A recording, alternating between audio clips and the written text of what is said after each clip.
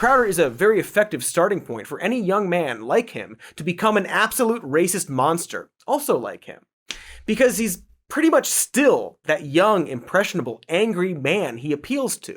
He has, ironically, not really changed his mind about anything in decades, and while I don't want to go into it too much, it should be noted that a bunch of personal accounts from people interacting with him have described him as both off-putting and disingenuous. But to answer the question of why I actually stopped going on his show was because just some things that Steven had said to me off camera that kind of led me to believe that a lot of the things that he says about the LGBT stuff are not really how he feels, and that it's more of an act, and that it's more just what his audience wants, and it's pandering a little bit.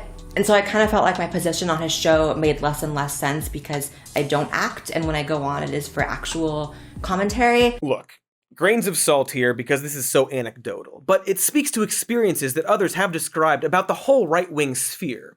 Like, perhaps most ironically, or coincidentally, or I don't know, I'm not gonna look it up, person Crowder is deathly afraid of talking to, Sam Cedar, who often describes an interaction he once had with right-wing radio host and California governor hopeful/failure Larry Elder. He's like, come on guys, we leave that stuff on the field. And we just looked at him and go like, do you have any idea what your on-the-field antics lead to for this country? No, it's performance art. Honestly, that was certainly the impression that I was left with. Again, grain of salt. But same story, different guy. But same thing from two folks with very different politics. It's an act. And I don't really want to prop up comedy genius Gregg Gutfeld's personal account of the time he went to a bar with Crowder and watched him sit on the floor and drink milk, which is based on a text exchange between Gutfeld and YouTuber Vic Berger. But I find these details interesting, only in that they, if true, seem to confirm everything I've been getting at here. Which is that at the end of the day, it really just seems like Steven Crowder wants to be popular, and perhaps needs an actual friend. Someone that would, I don't know, just spend time playing Mario Kart with him as opposed to feeding every racist and stupid thought he has.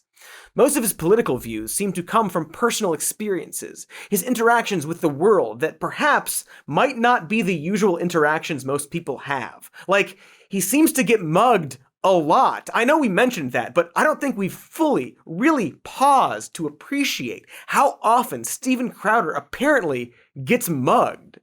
And he seems to get mugged a lot by non-white people who apparently call him racist out of nowhere. And he has carried that over to, like, everything he says about non-white people.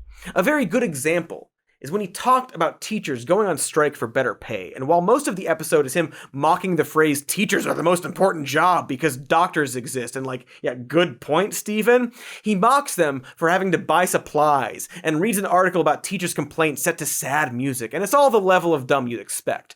But in a very revealing few moments, he discusses his own experiences with teachers, citing just a few who he actually remembers. One who helped him with math and stayed after class to work one-on-one with him for a few days. I've had some great teachers, but I've had a lot of, when you average it up, most of you have had somewhere between, in Canada it's a little bit different, I did immersion, so I've had somewhere close to 40 teachers by the time I was in college. Right, yeah. Most people have somewhere between 25 and 40. We go through grade school and high school, okay?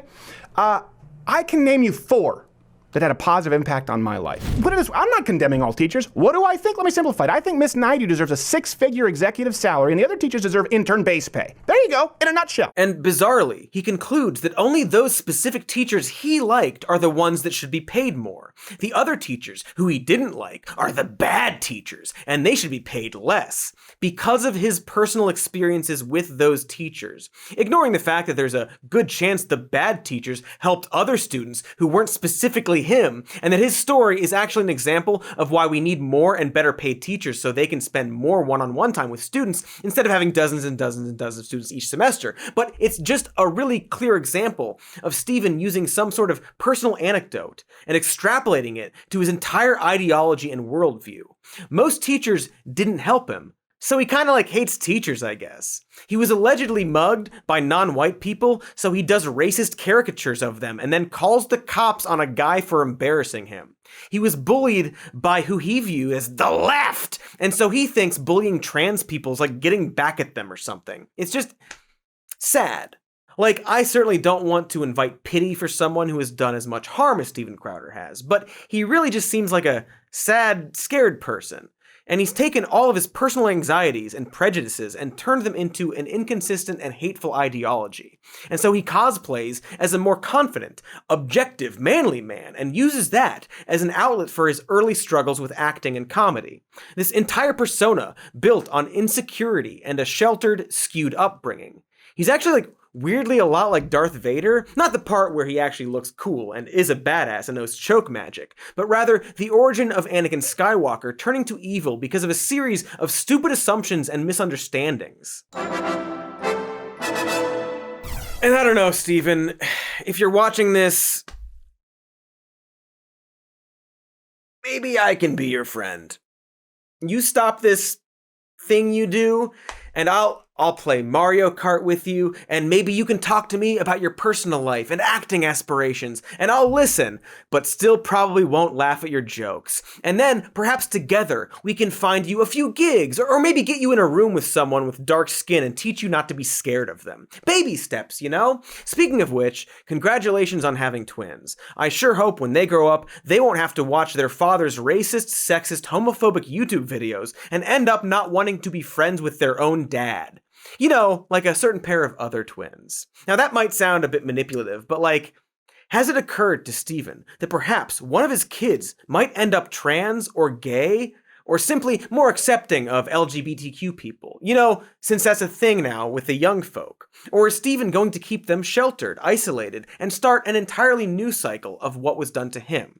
Because it doesn't matter if he doesn't really believe the things he says behind the scenes, it's still out there, doing harm, creating and influencing more people who do believe it.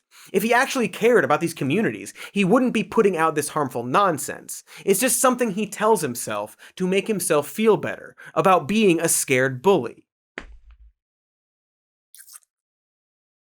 Got a little real considering my costume, so I guess it's time to mosey on out of here. Hey, thanks for watching that clip. Here's the evergreen end plate to ask you to like and subscribe. It's any day of the year where you are.